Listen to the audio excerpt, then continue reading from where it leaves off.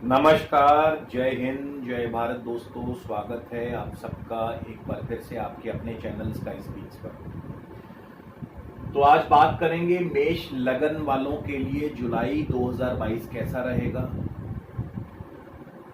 किस ग्रह की दशा अंतरदशा में आपको क्या फल प्राप्त होंगे, और सबसे अंत में हम बात करेंगे कौन सा विशेष उपाय आपके लिए शुभ रहेगा। तो दोस्तों, वीडियो को शुरू से लेकर अंत तक जरूर देखिएगा, तभी ये वीडियो पूरी तरह से आपको समझ में आएगा। इसके अलावा यदि आप मुझसे किसी भी प्रकार का निजी ज्योतिषीय परामर्श लेना चाहते हैं तो स्क्रीन पर मेरा व्हाट्सएप नंबर दिया है। आपसे निवेदन है, कृपया इस नंबर पर व्हाट्सएप के माध्यम से आप मुझे कंसल्टेशन या फिर परामर्श टाइप करके लिख करके मैसेज कर दीजिए। इसके बाद आगे की पूरी प्रक्रिया व जानकारी आपको उत्तर में भेज दी जाएगी। उसके पश्चात आप चाहें तो अपना अपॉइंटमेंट बुक करवा सकते हैं, शुल्क लागू रहेगी। तो सबसे पहले जानते हैं ग्रहों की चाल। मंगल और राहु आपके लगन में है, मेष राशि में है। बुध शुक्र आपके धन भाव में है, वृषभ राशि में है। बुध 2 जुलाई को मिथुन राशि, फिर 16 जुलाई को कर्क राशि में चले जाएंगे। शुक्र भी 13 जुलाई को मिथुन राशि में चले जाएंगे। सूर्य भी इस महीने के शुरुआत में मिथुन राशि में होंगे, तृतीय भाव में। 16 जुलाई को सूर्य कर्क राशि में आ जाएंगे। केतु आपके सप्तम भाव में रहेंगे। शनि आपके लाभ स्थान में है, कुंभ राशि में शनि वक्री हैं, और शनि 12 जुलाई को मकर राशि में आ जाएंगे। बृहस्पति आपके 12वें स्थान में है, मीन राशि में अपनी स्वराशि में है, और बृहस्पति 28 जुलाई को वक्र होने वाले हैं। तो आगे बढ़ने से पहले ये क्लियर कर दूं कि आज का ये जो गोचर फल है ये मेष लगन वालों के लिए है, अर्थात जिनका भी जन्म मेष लगन में हुआ है उनके लिए है। और कृपया अपनी दशा अंतरदशा अगर आपको मालूम है तो और भी अच्छी बात है, क्योंकि हम यहाँ पे लगन के अनुसार दशा अंतरदशा का फल बताते हैं कि मेष लगन वालों को किस ग्रह की दशा अंतरदशा में क्या फल प्राप्त हो सकते हैं। तो ये जो गोचर है ये पूरी तरह लगन और आपकी दशा अंतरदशा पर आधारित है, तो इस बात को मत भूलिए। तो सबसे पहले हम शुरुआत करेंगे मंगल से, अर्थात जिनको भी इस जुलाई में मेष लगन वालों को जिनको भी मंगल की दशा अंतरदशा चल रही है इस समय वर्तमान में, तो मंगल आपको क्या और कैसा फल दे सकते हैं। मंगल सबसे पहले तो लगन में है, अपनी राशि में है। लगन और अष्टम भाव के स्वामी मंगल राहु के साथ अंगारक योग बना रहे हैं, और मंगल इस महीने के शुरुआत में अश्वनी नक्षत्र में है, केतु के नक्षत्र में।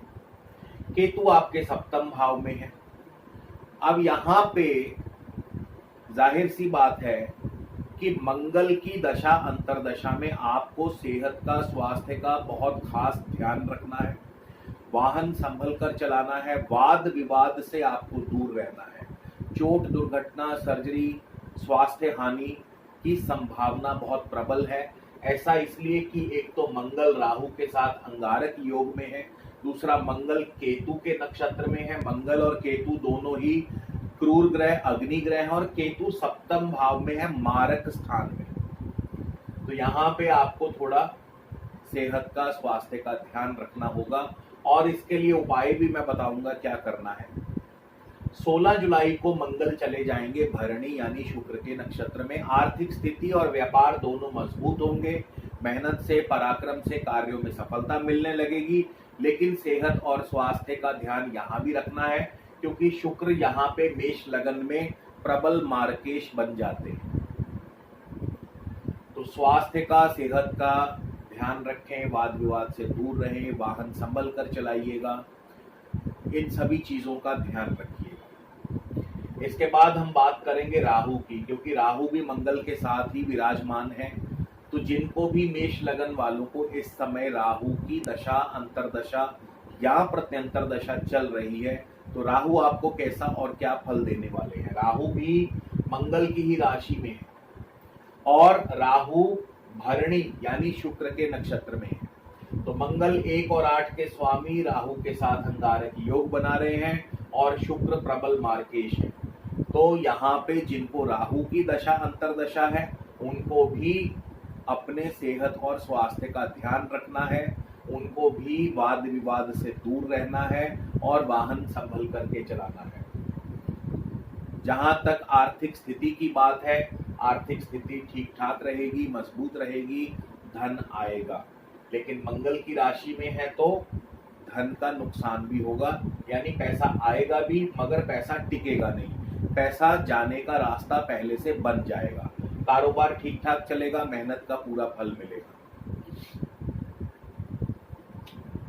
धनेश शुक्र की बात कर लें कि जिनको इस समय वर्तमान में शुक्र की दशा अंतरदशा या प्रत्यंतर दशा चल रही है, तो शुक्र आपको कैसा और क्या फल दे सकते हैं। शुक्र 1 जुलाई को रोहिणी यानी चंद्रमा के नक्षत्र में है, तो शुक्र की दशा अंतरदशा में नए वाहन सुख की प्राप्ति हो सकती है, भवन सुख की प्राप्ति हो सकती है, नया घर खरीदा जा सकता है, नया वाहन खरीदा जा सकता है, और इसके अलावा पढ़ाई में आपका प्रदर्शन अच्छा रहेगा।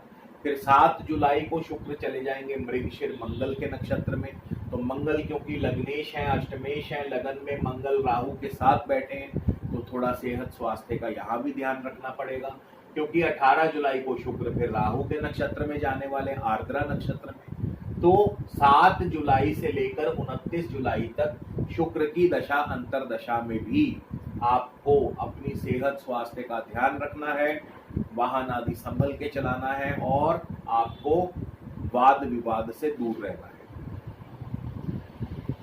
29 जुलाई को शुक्र चले जाएंगे पुनर्वसु नक्षत्र में, गुरु का नक्षत्र है, गुरु आपके 12वें स्थान में है, मीन राशि अपनी स्वराशि में है, और यहाँ से गुरु विदेशी कार्यों में सफलता दिलवाते हैं, विदेशी व्यापार में सफलता दिलवाते हैं, लंबी दूरी की यात्रा हो सकती है, फॉरेन सेटलमेंट हो सकती है, इंपोर्ट एक्सपोर्ट का कारोबार बढ़िया चलेगा, विदेशी संबंध आपके मजबूत होंगे, खर्च बढ़ेंगे, खर्च के साथ साथ यात्राएं भी होंगी। तो शुक्र की दशा अंतरदशा कुछ इस प्रकार से फल प्रदान करेगी। बुध की बात कर लें, जिनको भी मेष लगन वालों को इस समय बुध की महादशा अंतरदशा या प्रत्यंतर दशा चल रही है, तो बुध आपके लिए कैसा और क्या फल दे सकते हैं। बुध 1 जुलाई को मृगशिर मंगल के नक्षत्र में होंगे। देखिए, अधिकांश ग्रह मंगल और राहु के इर्द गिर्द घूम रहे हैं, तो ये महीना थोड़ा सावधान रहना पड़ेगा। मैं ये नहीं कह रहा हूं कि सबके साथ ऐसा होगा, लेकिन हाँ, जिनकी कुंडली में अगर मंगल राहु की, अगर लग्नेश की स्थिति कमजोर है, मेष लगन वालों की कुंडली में, जिनकी भी कुंडली में मंगल की स्थिति कमजोर है, तो उनको तो विशेष ध्यान रखना ही चाहिए। तो मृगशिर नक्षत्र में है बुध, मंगल के नक्षत्र में है, लगन और अष्टम के स्वामी मंगल राहु के साथ अंगारक योग बना करके बैठे हैं। सेहत स्वास्थ्य का ध्यान रखें, जैसा कि मैं बता चुका हूँ। 5 जुलाई को बुध आर्द्रा राहु के नक्षत्र में होंगे, सेम सिचुएशन। कारोबारी स्थिति बढ़िया रहेगी, आर्थिक स्थिति ठीक रहेगी, लेकिन स्वास्थ्य, चोट, दुर्घटना, सर्जरी आदि की संभावना। फिर 12 जुलाई को बुध चले जाएंगे पुनर्वसु यानी गुरु के नक्षत्र में, विदेशी व्यापार बढ़ेगा, फॉरेन सेटलमेंट, विदेश यात्रा, लंबी दूरी की यात्रा, तीर्थ यात्रा, पढ़ाई में आपका प्रदर्शन अच्छा रहेगा, भाग्य आपके साथ रहेगा। और फिर 18 जुलाई को बुध चले जाएंगे पुष्य नक्षत्र में, शनि के नक्षत्र में।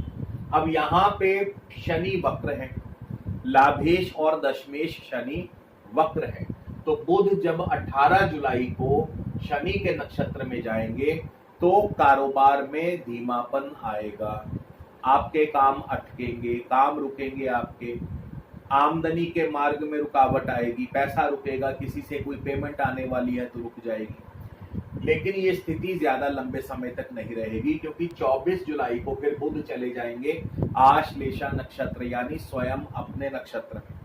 तो पराक्रम से, मेहनत से कार्य सफल होंगे, छोटी मोटी यात्राएं, नौकरी में अनुकूलता, जमीन जायदाद संबंधी कार्यों में सफलता और पढ़ाई में आपका प्रदर्शन बढ़िया रहेगा। तो बुध की दशा अंतरदशा इस प्रकार से फल देने वाली है। सूर्य की बात कर ले, जिनको भी मेष लगन वालों को सूर्य की महादशा अंतरदशा या प्रत्यंतर दशा चल रही है, सूर्य आपको कैसा फल दे सकते हैं। तो सूर्य 1 जुलाई को आर्द्रा राहु के ही नक्षत्र में है। यहाँ पे सूर्य भी क्योंकि राहु के नक्षत्र में है, राहु मंगल के साथ अंगारक योग बना रहे हैं। राहु शुक्र यानी भरणी यानी शुक्र के नक्षत्र में है, जो कि प्रबल मार्केश है। तो आपको सेहत स्वास्थ्य का ध्यान रखना है, वाहन संभल कर चलाना है, चोट दुर्घटना सर्जरी वाद विवाद से दूर रहना है। फिर इसके बाद 6 जुलाई को सूर्य देव चले जाएंगे पुनर्वसु गुरु के नक्षत्र में, और गुरु आपके नवमेश और द्वादश भाव में है। नवम भाव का स्वामी गुरु क्या करता है? भाग्य की वृद्धि करता है, पिता पक्ष से आपको सुखद फल प्राप्त करवाता है, पैतृक सुख संपदा दिलवाता है, लंबी दूरी की यात्रा, पढ़ाई में आपका प्रदर्शन अच्छा रहता है, तीर्थ यात्रा का फल मिलता है। और 12वें स्थान में होने से विदेश यात्रा, लंबी दूरी की यात्रा, विदेशी व्यापार फलता फूलता है, खर्च बढ़ते हैं, इन्वेस्टमेंट्स बढ़ जाती हैं, और साथ ही साथ सेहत पर भी इसका प्रतिकूल प्रभाव पड़ जाता है। फिर 20 जुलाई को सूर्य देव चले जाएंगे पुष्य नक्षत्र शनि के नक्षत्र में। शनि वक्र है, सूर्य शनि के नक्षत्र में शनि वक्र है। पहली बात तो सूर्य शनि दोनों ही एंटी प्लैनेट्स हैं, आपस में शत्रु हैं, ऊपर से शनि वक्र है, यानी आमदनी और कारोबार दोनों में रुकावट पैदा होगी। आमदनी में भी रुकावट पैदा होगी, पैसा आने वाला था रुक जाएगा, कारोबार भी थोड़ा धीमा चलेगा, कोई महत्वपूर्ण कार्य रुक सकता है, किसी महत्वपूर्ण कार्य में ब्रेक लग सकती है। तो यहाँ पे 20 जुलाई के बाद से स्थिति में थोड़ा सा परिवर्तन होगा। चंद्रमा की बात करें, जिनको भी चंद्रमा की दशा अंतरदशा होगी उनके लिए चंद्रमा कैसा फल देंगे। अब चंद्रमा अगर आपकी कुंडली में शुभ स्थिति में है तो जाहिर सी बात है जमीन जायदाद, भूमि, भवन, वाहन, कृषि और शिक्षा, इन पांचों क्षेत्रों में अच्छा लाभ, अच्छी सफलता प्राप्त करवाएंगे। लेकिन अगर चंद्रमा शुभ नहीं है तो फिर इन क्षेत्रों में विपरीत परिस्थितियों का सामना करना पड़ेगा।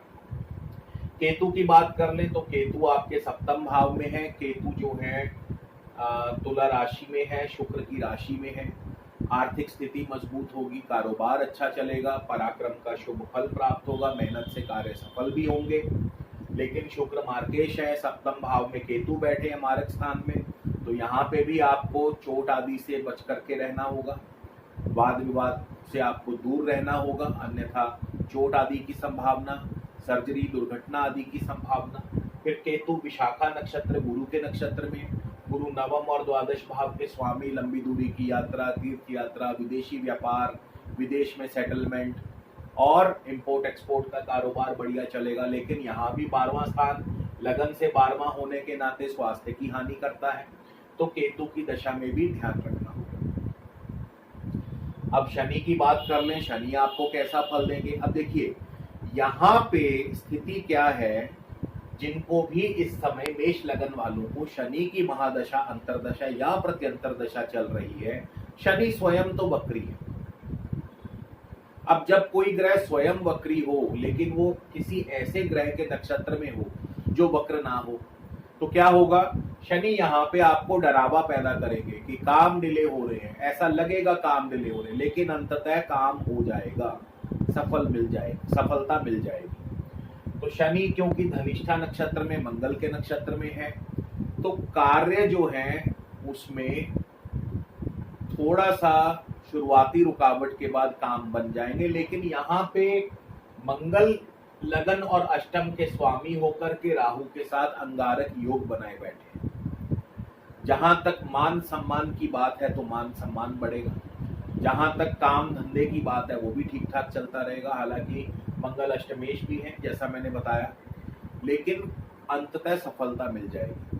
किंतु जहां तक सेहत स्वास्थ्य की बात है तो यहाँ शनि की दशा में भी आपको स्वास्थ्य का, सेहत का ध्यान रखना होगा, चोट दुर्घटना आदि से बच करके रहना होगा। गुरु की बात करें, बृहस्पति आपको कैसा फल देने वाले हैं, बृहस्पति क्या फल देने वाले हैं। अब देखिए नवमेश और द्वादशेश बृहस्पति 12वें स्थान में अपनी राशि में है, लेकिन यहाँ पे बृहस्पति चले गए उत्तरा भाद्रपद नक्षत्र में, और शनि इस समय वक्री हैं। तो यहाँ पे क्या होगा, क्योंकि शनि वक्री है, बृहस्पति के कामों में अड़चने, यानी जिनको भी गुरु की महादशा, अंतरदशा या प्रत्यंतर दशा चल रही है तो उनके कामों में रुकावट आएगी। आपका हो सकता है यात्रा रुक जाए, हो सकता है आपका कोई इंपोर्ट एक्सपोर्ट का काम फंस जाए, कोई आपकी शिपमेंट फंस जाए, कोई डील फंस जाए, कोई आपका कारोबारी संबंधी कोई रुकावट आ जाए, आमदनी में थोड़ी कमी आ जाए, रुकावट आ जाए, पैसा कोई पेमेंट आने वाली थी बाहर से तो वो रुक जाए। तो क्योंकि यहाँ पे बृहस्पति शनि के नक्षत्र में है और शनि वक्री अवस्था में है, तो शनि कार्यों को डिले कर देंगे, रोकेंगे नहीं, कार्य होंगे जरूर। डिले वक्री का मतलब होता है कि किसी कार्य को विलंब कर देना, डिले पैदा कर देना, ये नहीं कि कार्य रुक जाएगा या बंद हो जाएगा। तो यहाँ पे बृहस्पति की दशा अंतरदशा में कार्य रुकेंगे। अब आपने एक चीज ध्यान दी होगी, मोस्टली सभी दशा अंतरदशाओं में जैसे शुक्र का संबंध भी मंगल और राहु से बन गया, क्योंकि शुक्र मंगल राहु के नक्षत्र में जाने वाले हैं, बुध भी मंगल और राहु के नक्षत्र में जाएंगे, सूर्य भी जो है राहु के नक्षत्र में शुरुआत करेंगे, और केतु तो बैठे ही शुक्र के राशि में है, इधर शनि भी मंगल के नक्षत्र में। तो ऑलमोस्ट सभी प्लैनेट्स जो है मंगल और राहु से कनेक्टेड है। तो यानी इस महीने सेहत स्वास्थ्य का, चोट दुर्घटना का ध्यान रखना होगा, और इनसे बचने के लिए सबसे सरल उपाय, इनसे बचने के लिए मंगल और राहु अंगारक योग को यदि कोई काट सकते हैं तो केवल और केवल भगवान श्री हनुमान जी इस विपदा से बचा सकते हैं।